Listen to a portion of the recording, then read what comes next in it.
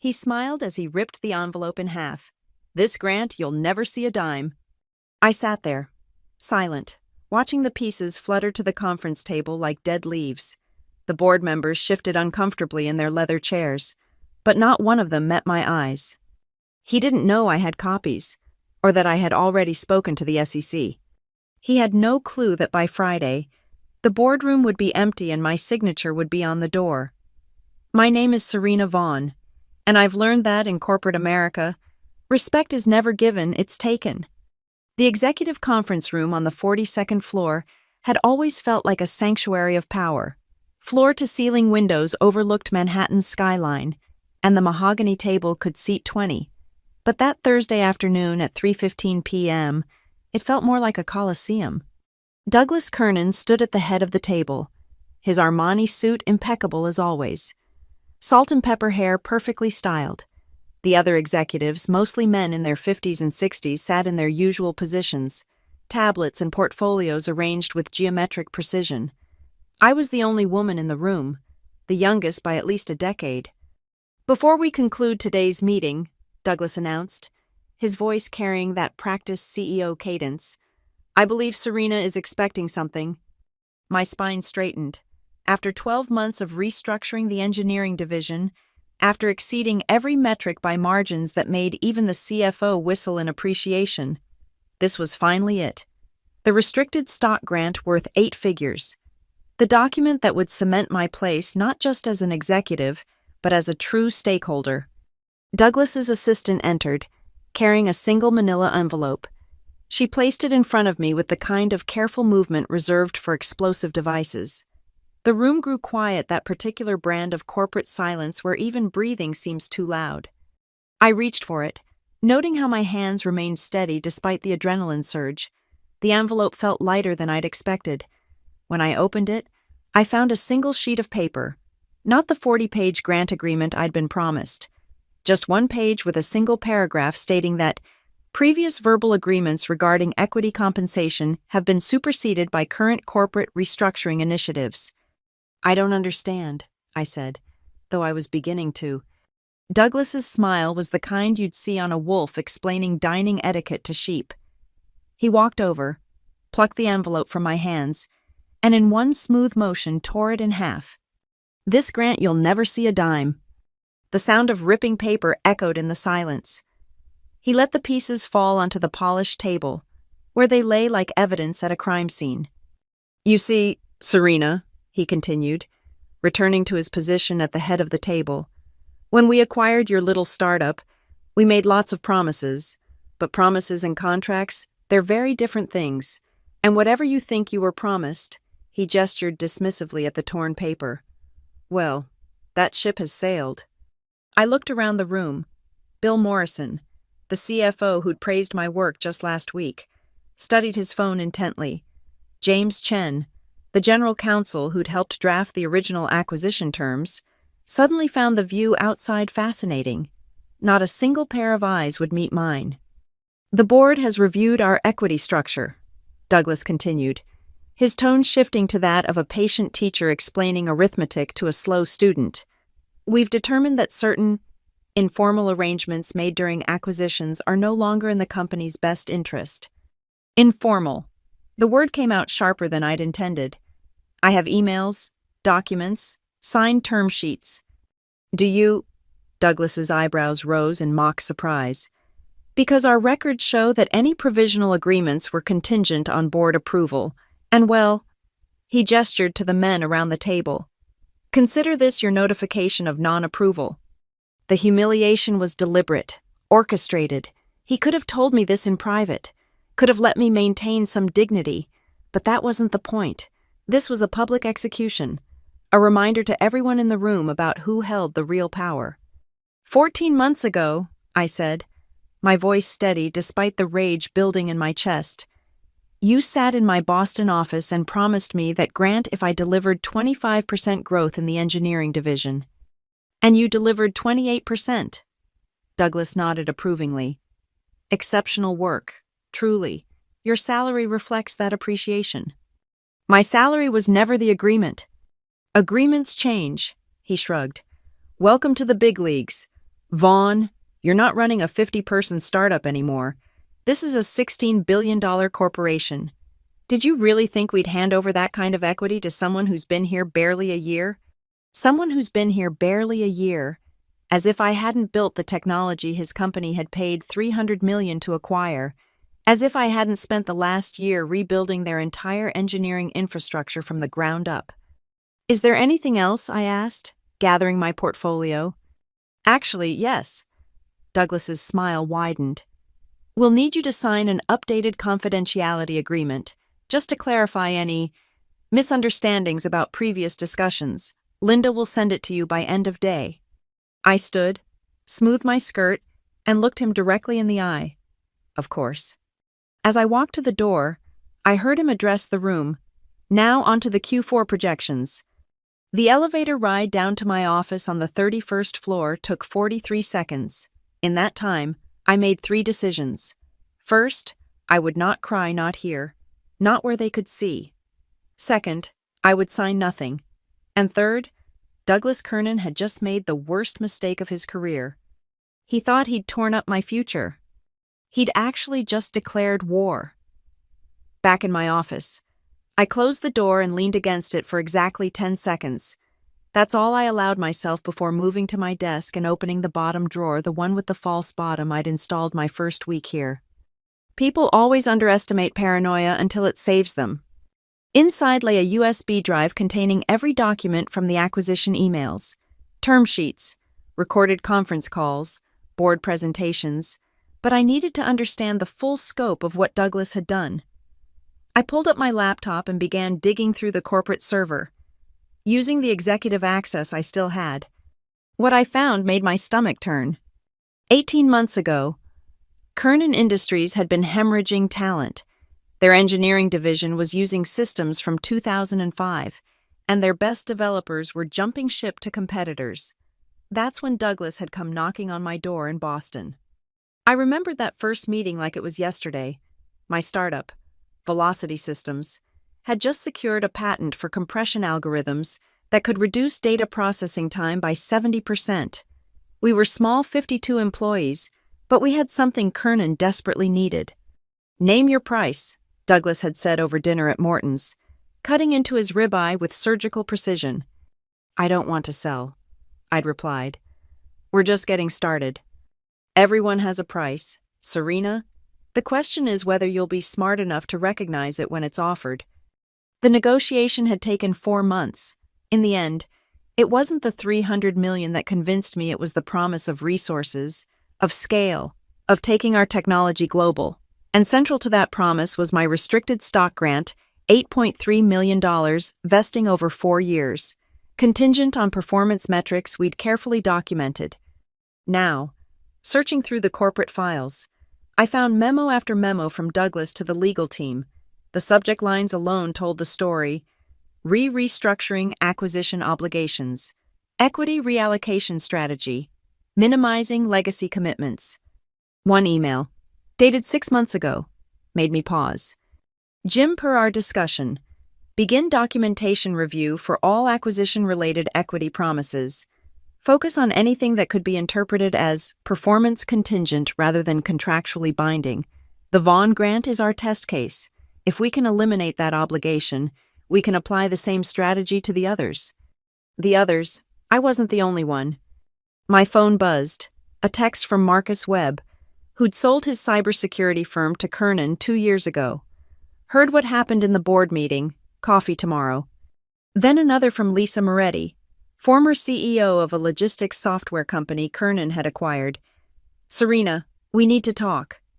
By 7:30 p.m., I had identified 14 former founders and key employees who'd been promised equity grants as part of acquisition deals. Each had delivered on their performance metrics. Each had been systematically denied their grants through legal maneuvering and restructuring. The pattern was clear: Douglas would acquire struggling companies with promising technology, promise the founders significant equity to ensure smooth transitions and continued performance, then systematically eliminate those obligations once the integration was complete and the talent was locked in with employment contracts. But Douglas had made one crucial error with me. Unlike the others, who'd received their bad news in private meetings with HR or through carefully worded emails. He'd humiliated me in front of the entire senior leadership team. He'd torn up that envelope like it was worthless paper, not recognizing it for what it was evidence. I opened a new document and began typing. Timeline of Kernan Industries acquisition equity fraud. The Boston acquisition documents were just the beginning. I had recordings of 4 conference calls where Douglas personally guaranteed my grant in recognition of the exceptional value Velocity Systems brings to Kernan Industries. I had emails from the CFO confirming the grant amount. I had board presentation slides showing my equity as part of the total acquisition cost. But most damning of all, I had a WhatsApp message from Douglas himself, sent after I'd exceeded the 25% growth target. Congratulations on the numbers. Serena, that 8-figure grant is going to look beautiful in your portfolio. You've earned every penny. Sent 3 weeks before he decided to tear it all away. As I compiled the evidence, a memory surfaced from my first month at Kernan. Douglas had taken me to lunch at the Four Seasons, full of paternal advice about corporate navigation. The key to survival at this level, he'd said, signaling for another bottle of Chablis, is understanding that business isn't personal. It's just resource allocation. The moment you start thinking in terms of fairness or loyalty, you've already lost. I'd nodded politely, filing the advice away. Now I understood it differently. He hadn't been offering wisdom, he'd been telling me exactly who he was. By 10:45 p.m., I had 63 pages of documentation, emails, contracts, recorded conversations, board minutes, a comprehensive paper trail showing not just my situation, but a systematic pattern of fraud affecting millions in promised equity. I leaned back in my chair, staring at the glittering lights of Manhattan through my window. Somewhere up on the 42nd floor, Douglas was probably having his usual nightcap, confident he'd won another round of corporate chess. He'd taught me that business wasn't personal. Tomorrow, I'd show him just how impersonal I could be. The next morning, I arrived at the office at 6:45 a.m., 2 hours before my usual time.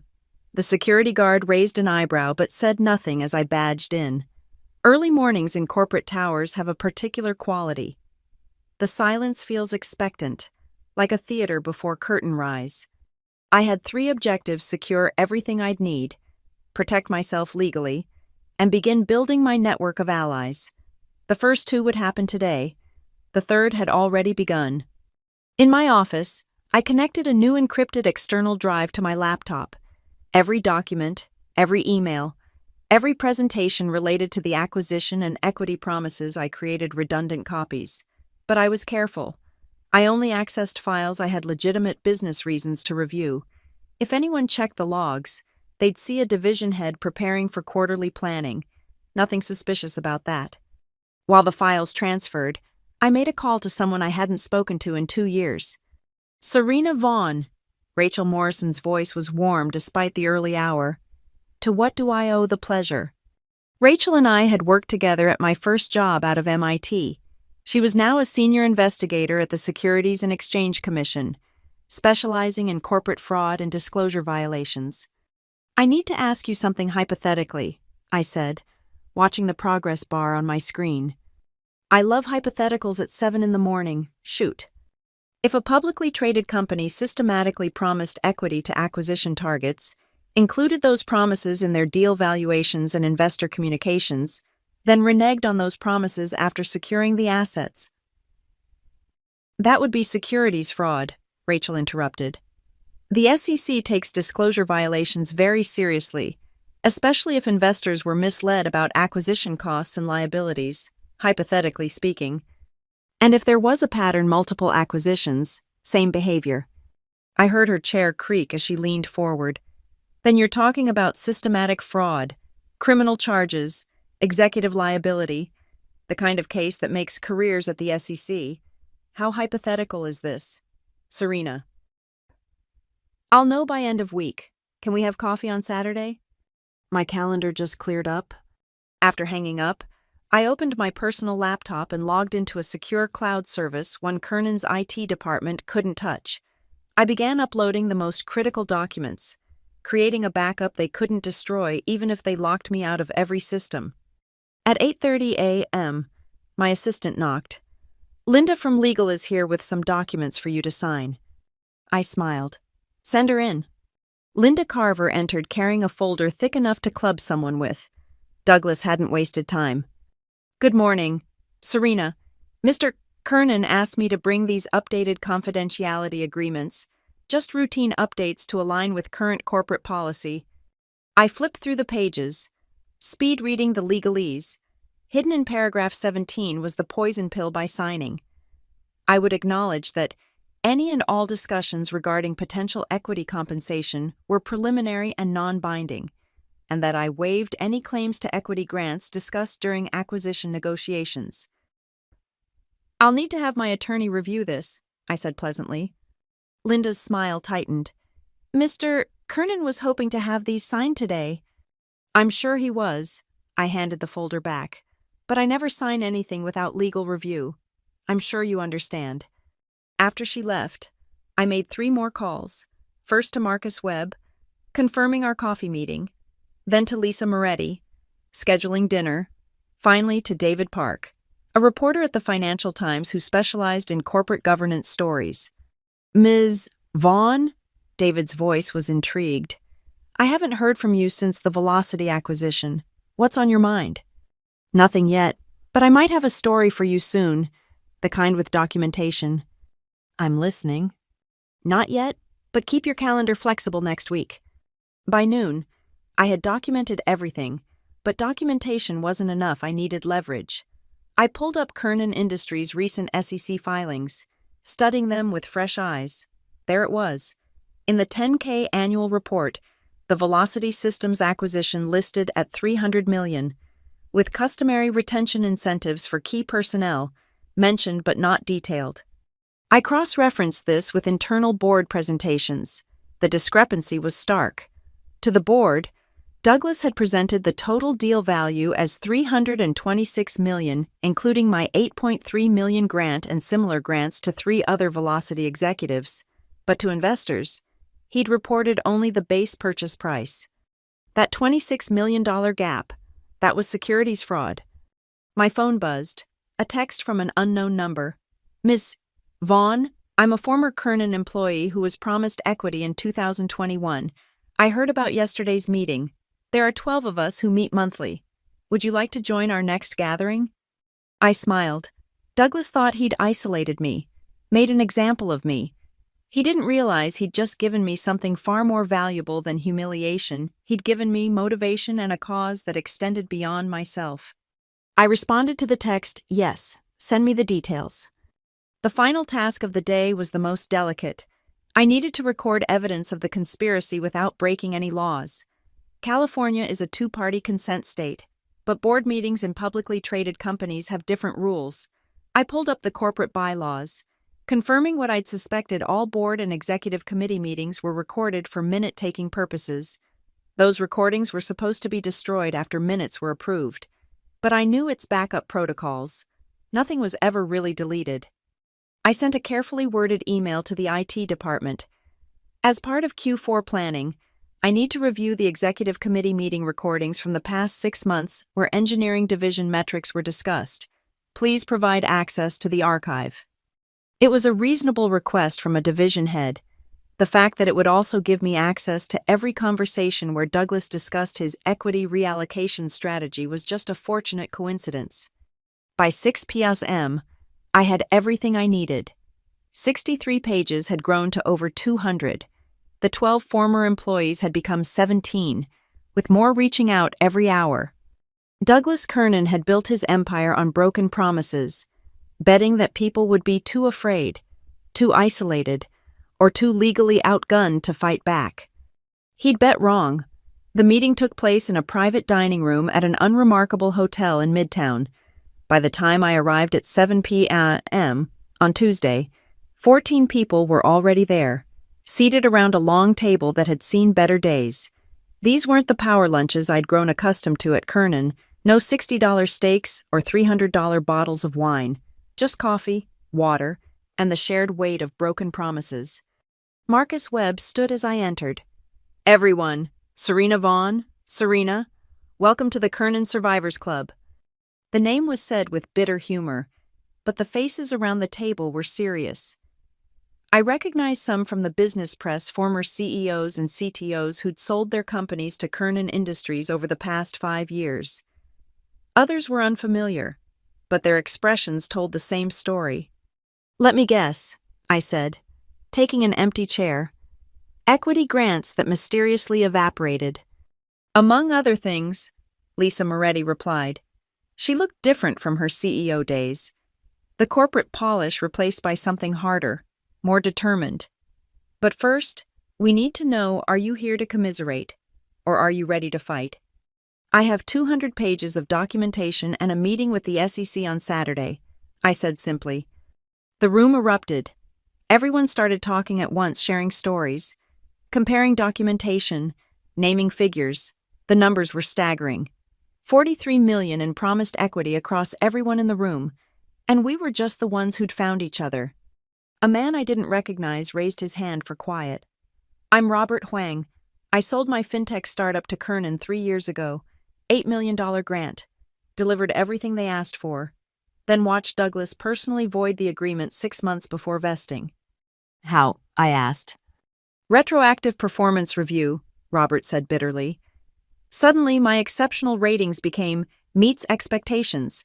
According to their revised policies, only exceptional performers qualified for the grants. Policy they created after I'd already earned it. Others chimed in with their stories. Phantom board votes that never happened. Contracts that mysteriously disappeared from corporate records. Performance metrics that shifted after being met. Each story was different in its details, but identical in its outcome. Douglas Kernan had systematically stolen millions from the very people who'd built value for his company.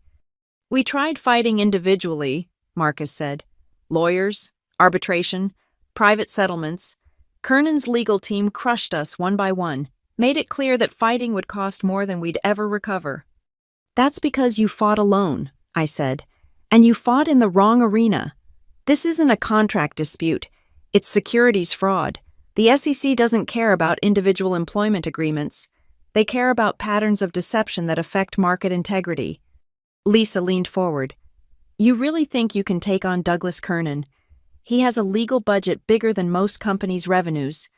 I don't need to take him on. I just need to show the SEC and the board what he's been doing. The evidence speaks for itself. I pulled out my laptop. Let me show you what I found. For the next hour, I walked them through the pattern, the discrepancies between board presentations and SEC filings, the systematic elimination of equity obligations, the potential criminal liability for executives who knowingly misrepresented acquisition costs to investors. Holy shit, someone whispered. This isn't just fraud. This is a conspiracy. Which is why we need to move fast, I said, before they realize what we're doing and start destroying evidence. We spent the next 2 hours organizing. Everyone agreed to compile their documentation emails, contracts, recordings, anything that showed the original promises and their systematic violation. We created encrypted communication channels and backup systems. Most importantly, we agreed to present a united front to the SEC. As the meeting wound down, Robert asked the question everyone was thinking, what about whistleblower protections? Most of us signed arbitration agreements. If Kernan comes after us. I've already thought of that, I said. The Dodd-Frank Act provides protection and potential compensation for whistleblowers who report securities violations to the SEC. Our arbitration agreements can't override federal law. Plus, once this becomes a federal investigation, retaliation becomes obstruction of justice. You've really thought this through, Lisa observed. Douglas made a mistake, I replied. He didn't just steal from me. He humiliated me in front of the entire leadership team. He wanted to make an example of me. I closed my laptop. He succeeded, just not the way he intended. As we prepared to leave, Marcus pulled me aside.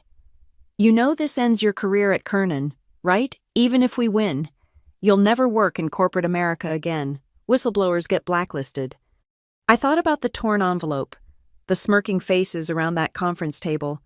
The systematic theft dressed up as corporate strategy. Then I better make it count, I said. That night, I worked until 3 a.m., integrating everyone's documentation into a comprehensive report. 17 executives, 43 million in stolen equity, 5 years of systematic fraud. The pattern was undeniable, the evidence overwhelming. But as I finally closed my laptop, exhaustion setting in, I realized something: the money had stopped mattering somewhere along the way. This wasn't about my $8.3 million anymore. It was about Douglas Kernan learning that some things couldn't be torn up and thrown away. Some things, once broken, demanded justice. My phone buzzed. Another unknown number. Ms. Vaughn, I'm a current Kernan board member. I've heard concerning rumors about executive committee discussions regarding acquisition liabilities. Might you be free for breakfast on Thursday privately? Of course. I smiled in the darkness of my apartment. The cracks were already forming in Douglas's empire. By Friday, they'd be chasms. Monday morning arrived like a thunderclap. I was in my office at 7 a.m., reviewing the final SEC complaint with my attorney via secure video call, when my assistant burst in without knocking something she'd never done in 2 years. Serena, there's a situation. The entire 42nd floor is in chaos. Federal investigators just arrived with boxes and warrants. I maintained my composure, though inside I felt a surge of satisfaction. Federal investigators. SEC Enforcement Division, she whispered, as if saying it too loud might summon them. They're in Mr. Kernan's office right now. Security's been told not to let anyone leave the executive floor. I see. Well, I suppose we should cooperate fully with any investigation. I turned back to my screen. Please hold my calls for the next hour. My attorney, Jonathan Winters, was trying not to smile. Looks like Rachel moved faster than expected. The complaint we filed was comprehensive, I said. 43 million in undisclosed liabilities. Systematic fraud across multiple acquisitions. They probably started their preliminary investigation the moment Rachel finished reading it.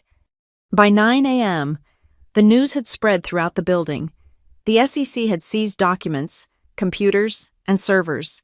They'd also delivered subpoenas to Douglas, the CFO, the general counsel, and 3 board members. The stock market hadn't opened yet, but pre-market trading was already showing a 12% drop in Kernan Industries' share price. My phone rang. An internal number I recognized: Harrison Blake, the lead independent director and the one who'd requested Thursday's breakfast meeting. Ms. Vaughn, we need you in the boardroom immediately. Of course. The elevator ride to 42 felt different this time. When I emerged, the executive floor looked like a crime scene. SEC investigators in navy windbreakers were wheeling out boxes of documents. Douglas's assistant sat at her desk, crying. The general counsel's office was sealed with tape. In the boardroom, 9 of the 12 board members were present. Douglas's chair at the head of the table sat empty. Harrison Blake, silver-haired and grave, gestured for me to sit. Serena, he began, we need to understand what's happening. The SEC won't tell us anything beyond the scope of their warrant, but your name keeps coming up in their questions. I met his gaze steadily. I would imagine it does. I submitted a whistleblower complaint documenting systematic securities fraud related to acquisition equity grants. The room erupted. Board members shouted over each other, demanding explanations, threatening lawsuits, accusing me of corporate sabotage. Harrison slammed his hand on the table for order. Let her speak. I opened my portfolio and began distributing copies of the summary report. Over the past 5 years, Kernan Industries has systematically reneged on $43 million in equity grants promised to acquisition targets. These promises were included in board presentations and deal valuations, but hidden from SEC filings and investor disclosures. That's a serious accusation, said Margaret Wu, chair of the Compensation Committee. It's not an accusation, it's documented fact. I flipped to the evidence section. Here's the board presentation for the Velocity acquisition, showing total deal value of $326 million. Here's the 10-K filing showing $300 million, that $26 million gap. That's the equity grants Douglas promised and then refused to honor. This could have been handled internally, another board member protested. Why go to the SEC? I tried to handle it internally, I replied. Douglas's response was to tear up my grant agreement in front of the entire executive committee and demand I sign a waiver. When someone destroys evidence in front of witnesses, they forfeit the right to internal resolution. Harrison was scanning the report rapidly, his face growing paler with each page. This shows a pattern across 17 acquisitions. 17 that we've documented so far. There may be more. Where's Douglas? Margaret asked suddenly. Has anyone seen him this morning? Harrison's assistant entered nervously. Mr. Kernan's attorney just called. He's asserting his Fifth Amendment rights and won't be attending any board meetings until further notice. Silence fell like a hammer.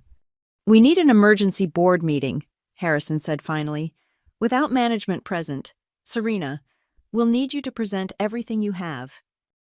I'll need my attorney present. Of course. He looked around the table. I'm calling for an immediate vote. All in favor of placing Douglas Kernan on administrative leave pending investigation. Every hand rose. Motion carried. Margaret, as Compensation Committee Chair, I need you to freeze all executive equity transactions immediately. No one sells a single share until we understand our liability. As the meeting broke up, Harrison pulled me aside. You realize what you've done. Exposed a pattern of fraud that's been stealing from entrepreneurs while lying to investors. His laugh was bitter. You've started an avalanche. By market close, we'll have lost $2 billion in market cap. The lawsuits will be endless. Careers will be destroyed. Respectfully, Mr. Blake, I didn't start anything. I just stopped letting it continue in darkness. He studied me for a long moment. The board's going to need new leadership. Someone who understands the technology, knows the acquisitions, and has the moral authority to clean house. Interested. Ask me after Douglas is in handcuffs. By market close, Kernan Industries had lost 18% of its value. The Wall Street Journal, Financial Times, and Bloomberg all led with the story. My phone had logged over 200 calls from reporters, investors, and colleagues. But the call that mattered came at 6:47 p.m. from Rachel at the SEC. Serena. I wanted you to know we've frozen Douglas Kernan's assets pending investigation. We've also identified criminal violations that were referring to the Department of Justice. You did the right thing. What happens now? Now we follow the money, flip the accomplices, and build a case that ensures this never happens again. Your documentation is impeccable. With the other whistleblowers' evidence, we have enough for criminal conspiracy charges. After hanging up, I stood at my window, looking up at the 42nd floor. The lights in Douglas's office were off. They'd stay that way for a long time. The empire had started to fall. By Friday, only rubble would remain. Tuesday morning, Douglas Kernan made his first mistake. His second and third followed in rapid succession. I was in the war room we'd established on the 35th floor away from the chaos above when Lisa Moretti burst in, laptop in hand. You need to see this. She pulled up an email that had just hit every Kernan employee's inbox. The subject line, a message from your CEO, setting the record straight. I read it with growing amazement.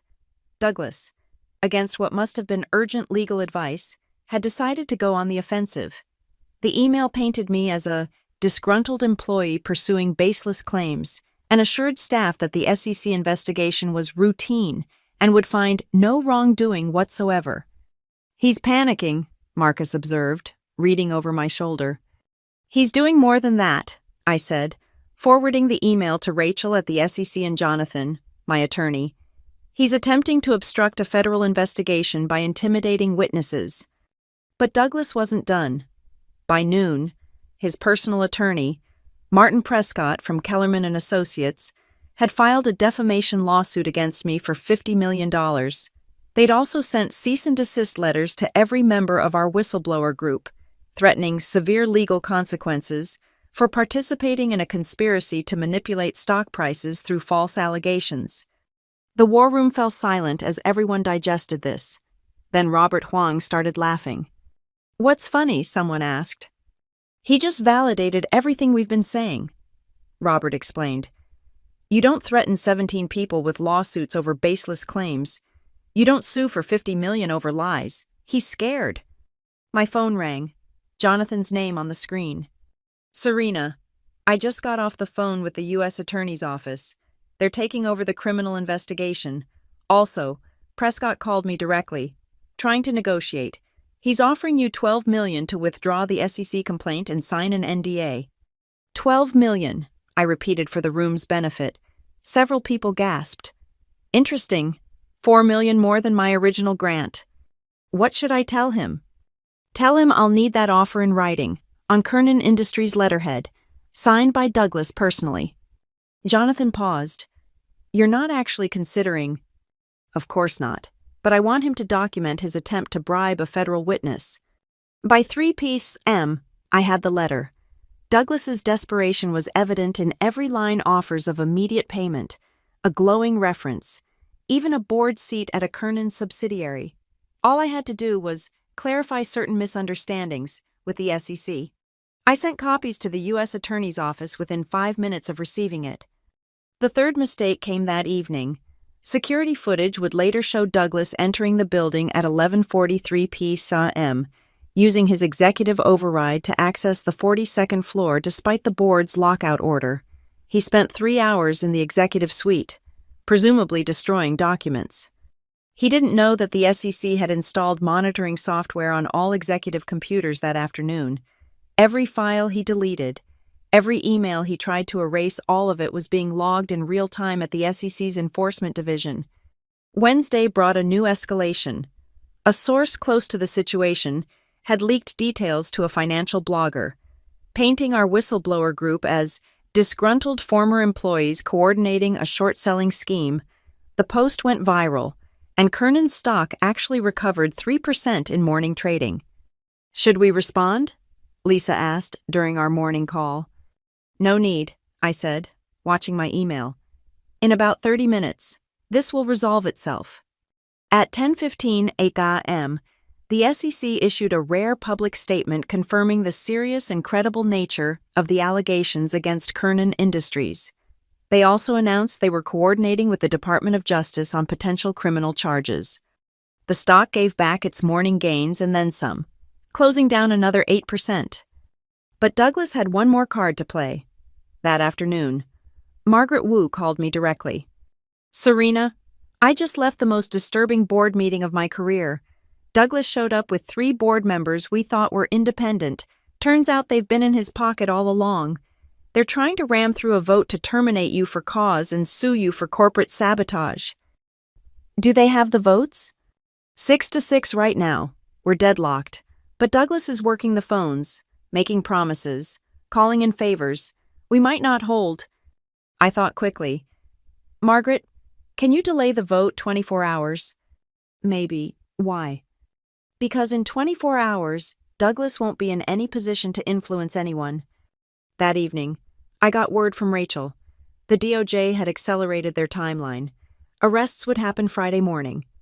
But Thursday brought an unexpected development. My assistant knocked on my door at 2 p.m., looking puzzled. There's a woman here to see you, Diane Kernan. Douglas's wife. I'd met her exactly twice at corporate events. An elegant woman who seemed to exist in a separate universe from her husband's business dealings. Send her in. Diane entered carrying a banker's box. She was impeccably dressed as always, but her eyes were red-rimmed.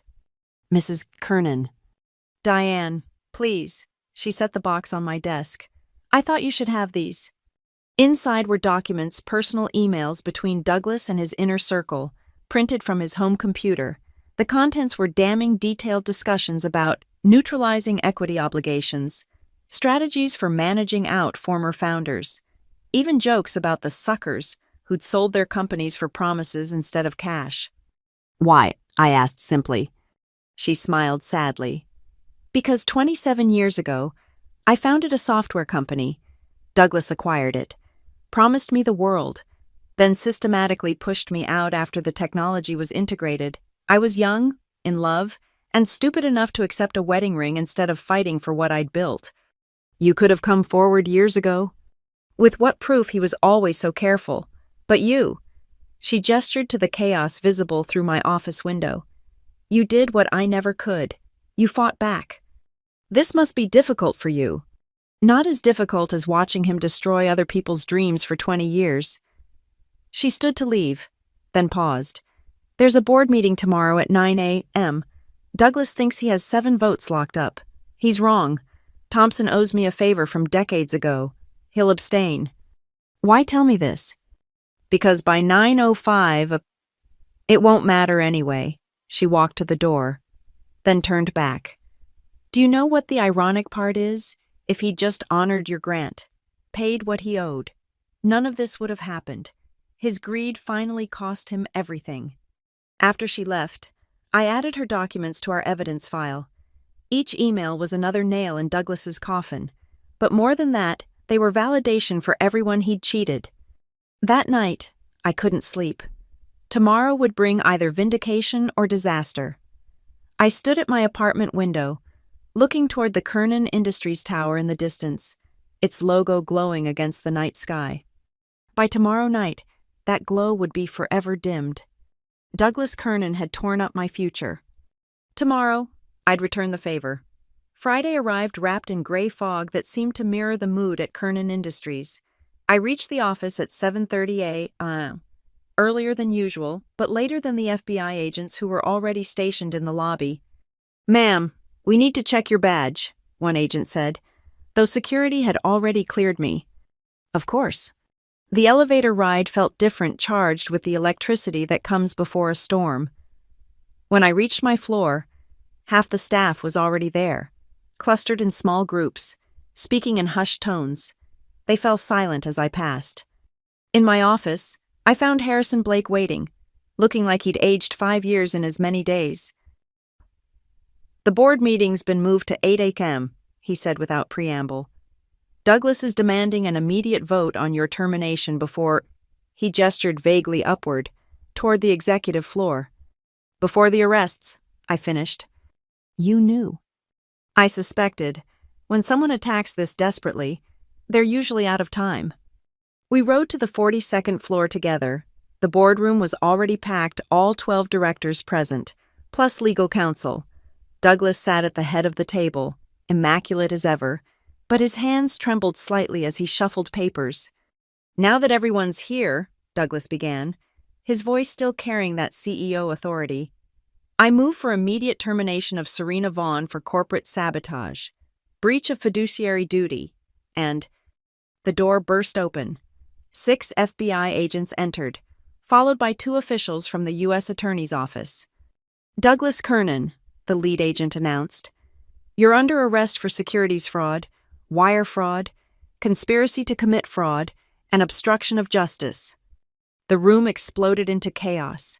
Board members jumped to their feet. Lawyers reached for phones. Douglas's face went from red to white to gray in seconds. This is ridiculous, he sputtered as agents moved toward him. I want my attorney. You have the right to remain silent, the agent continued, producing handcuffs. Anything you say can and will be used against you. As they cuffed him, Douglas's eyes found mine across the table. The hatred there was pure and poisonous. You destroyed everything, he hissed. No, I replied calmly. You did that yourself. I just made sure everyone could see it. They let him out as the cameras in the lobby captured every moment. Within minutes, the footage would be on every financial news channel in the country. But the FBI wasn't done.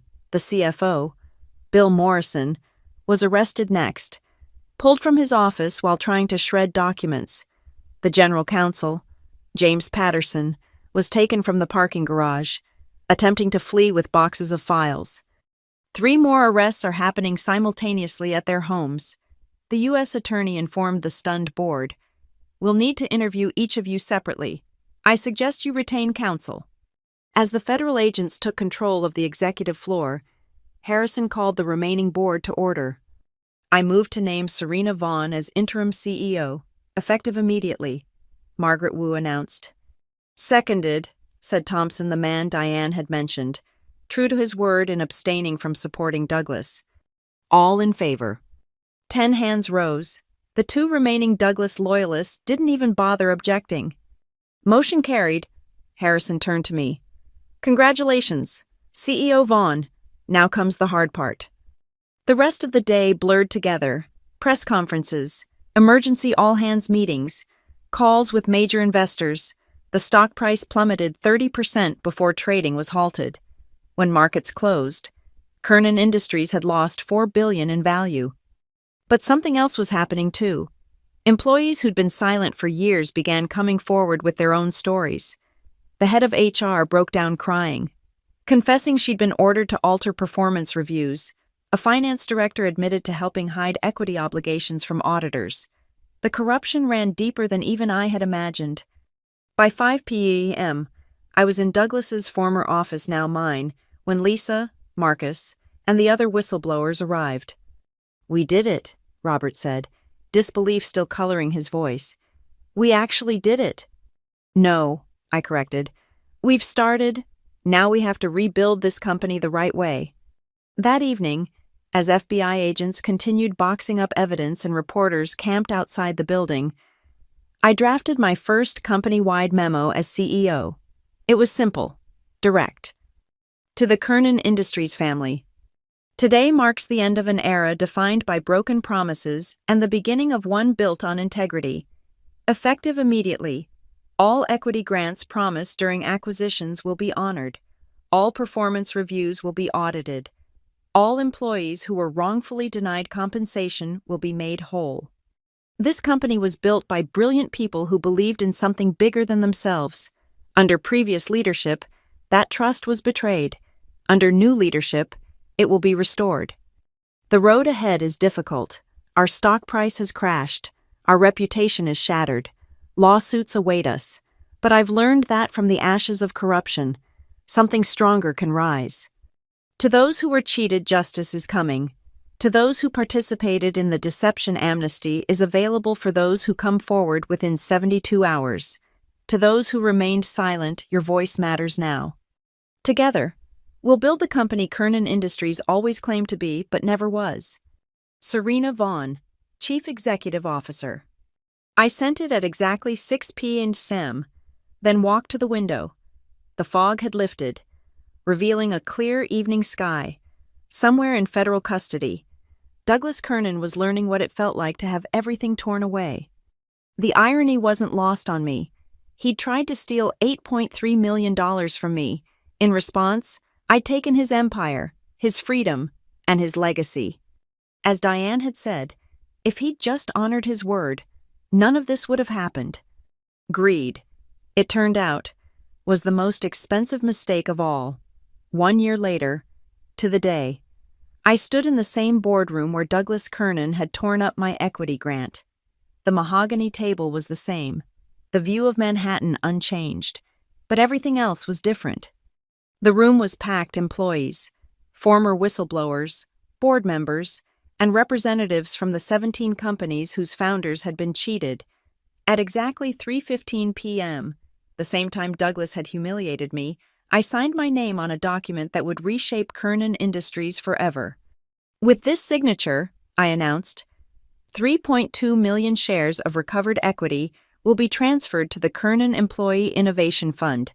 This fund will ensure that every promise made to every entrepreneur who joined this company will be honored with interest. The applause was thunderous. Lisa Moretti wiped away tears. Marcus Webb pumped his fist. Robert Huang simply nodded, a gesture worth more than words. The transformation hadn't been easy.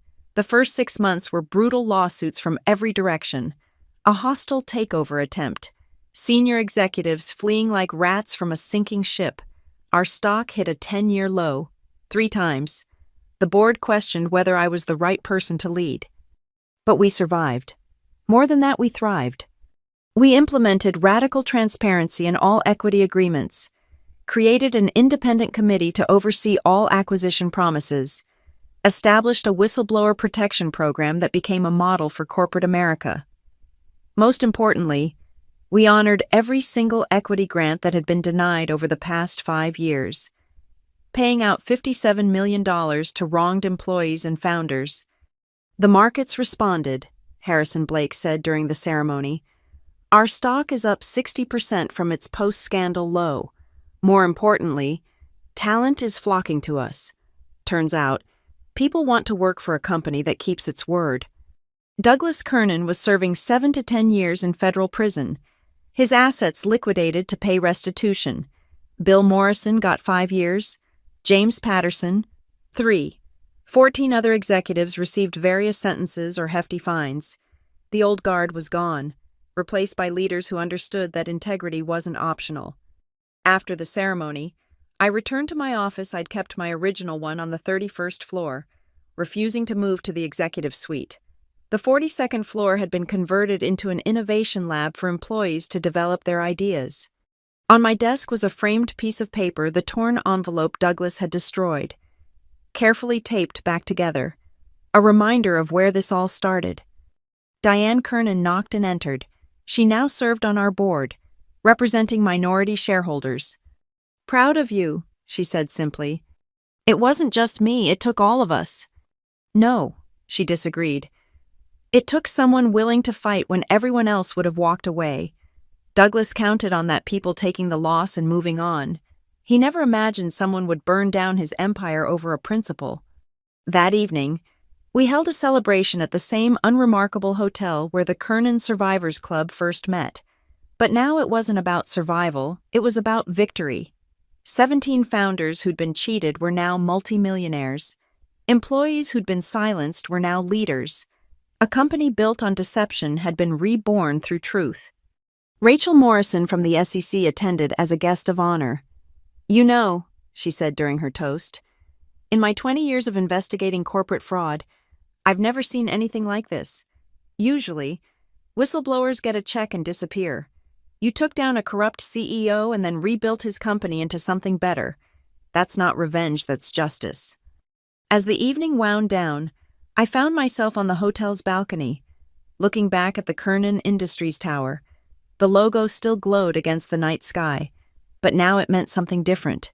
Not the vanity project of a corporate tyrant, but a symbol that even the most corrupted systems could be redeemed. My phone buzzed. A message from an unknown number. "Ms. Vaughn, I'm a founder whose company is being acquired by a Fortune 500 firm. They're making promises about equity that seem too good to be true. Could we talk?" I smiled and typed back, "Get everything in writing, record every conversation, and if they try to cheat you, don't just walk away, fight back." Because that's what I'd learned in this year of transformation. Sometimes the best revenge isn't just taking down those who wronged you, it's building something better from the rubble they leave behind. Douglas Kernan had taught me that business wasn't personal. He was wrong. When they steal your dreams, your work, your future, it's as personal as it gets. And the personal, that's worth fighting for. The torn envelope on my desk caught the light as I turned to leave. Its taped edges a reminder that some things, once broken, become stronger for the breaking. Douglas had smiled when he ripped up my grant. I wondered if he ever smiled anymore. Somehow I doubted it. Thank you so much for listening to this story of corporate revenge and justice. I'm curious to know where in the world you're listening from. Please share in the comments below, so we can connect with fellow listeners globally. If this story resonated with you, please subscribe to the channel and share your own thoughts about workplace justice and standing up to corporate bullies. Have you ever faced a similar situation? How did you handle it? Let's discuss in the comments.